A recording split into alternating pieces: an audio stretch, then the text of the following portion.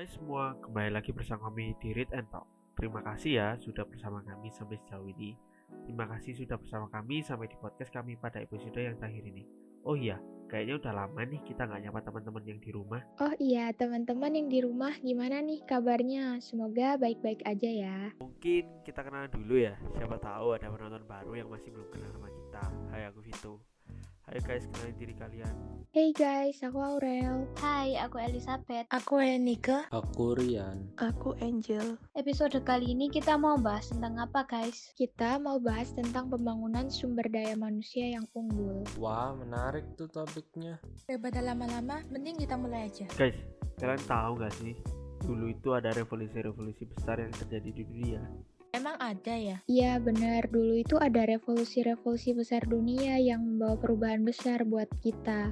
Ada revolusi apa aja dulu? Dulu ada revolusi Prancis, Amerika, Cina, Rusia, dan Indonesia. Boleh tolong jelasin secara singkat nggak tentang yang kamu bilang tadi? Boleh. Aku bantu jelasin dikit ya. Kalau revolusi Prancis itu punya latar belakang yaitu berkembangnya paham rasionalisme dan Aufklärung. Lalu adanya pengaruh perang kemerdekaan Amerika, terus ketidakadilan dalam sistem feodalisme dan pemerintahan yang buruk. Nah, revolusi ini juga punya pengaruh buat Indonesia, yaitu yang paling banyak kita tahu adalah munculnya paham nasionalisme dan paham demokrasi. Lalu ada revolusi Amerika. Sebab khusus terjadinya revolusi ini karena The Boston Tea Party. Selanjutnya ada revolusi Cina. Pengaruhnya terhadap Indonesia itu munculnya kaum terpelajar atau intelektual. Wah, berarti sumber daya manusia yang unggul sekarang itu bermula dari pengaruh revolusi Cina ya? Yaps, benar banget. Nah, selanjutnya juga ada revolusi Rusia. Dampaknya buat Indonesia itu berkembangnya paham Marxis yang kemudian melahirkan Partai Komunis Indonesia. Oh, ternyata banyak juga ya pengaruhnya. Tunggu dulu, masih ada satu lagi nih. Ada revolusi Indonesia. Revolusi Indonesia adalah suatu masa perjalanan sejarah Indonesia modern yang singkat, yang terjadi selama 5 tahun, tapi punya pengaruh besar buat kita masyarakat Indonesia, termasuk kaum terpelajar. Revolusi ini menarik banget loh, karena kita semua bersatu tanpa memandang perbedaan. Sehubung dengan revolusi gereja juga ikut berpartisipasi nggak? Iya, gereja betul berpartisipasi bukan cuma hierarki aja, tapi kaum awam juga berpartisipasi dalam perwujudan panca tugas gereja. Nah, kalau dalam revolusi ini mereka menekankan dalam karya pelayanan atau diakonia. Apa aja yang mereka lakuin? Mereka hadir sebagai perpanjangan tangan Tuhan bagi sesama umat Kristus di dunia ini.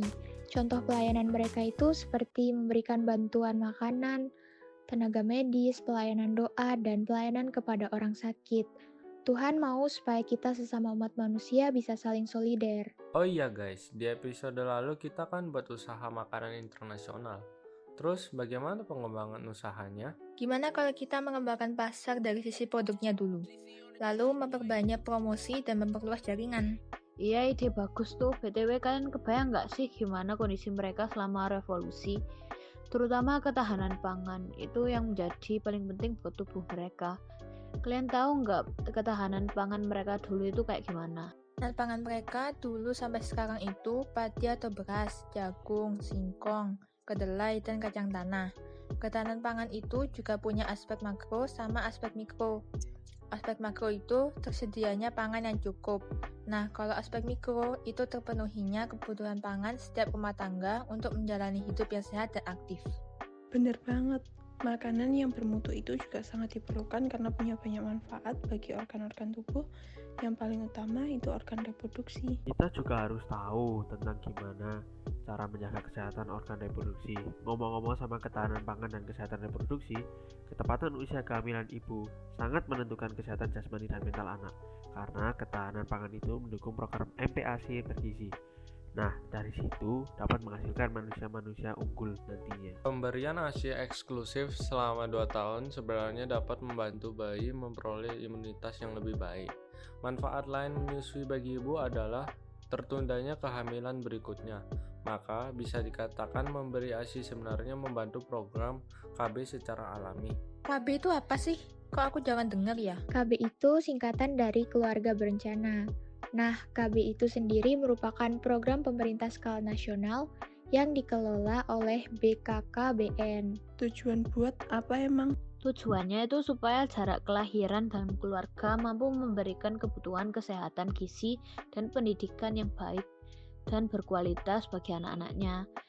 Dengan adanya program ini bisa mengontrol masyarakat Indonesia supaya bisa melahirkan anak-anak yang unggul dan bermutu. Kalian dapat informasi kayak gitu dari mana sih? Lengkap banget soalnya. Dapat informasi dari proses penelitian. Gak cuma penelitian, kami juga membuat karya tulis ilmiah dari hasil penelitian kami tersebut. Tujuan penulisan karya ilmiah itu cuma dapat informasi gitu doang. Enggak dong. Karya ilmiah juga punya tujuan lain, yaitu membuktikan kalau kita ini sebagai kaum terpelajar juga memiliki wawasan dan potensi ilmiah dalam menghadapi dan menyelesaikan berbagai macam permasalahan.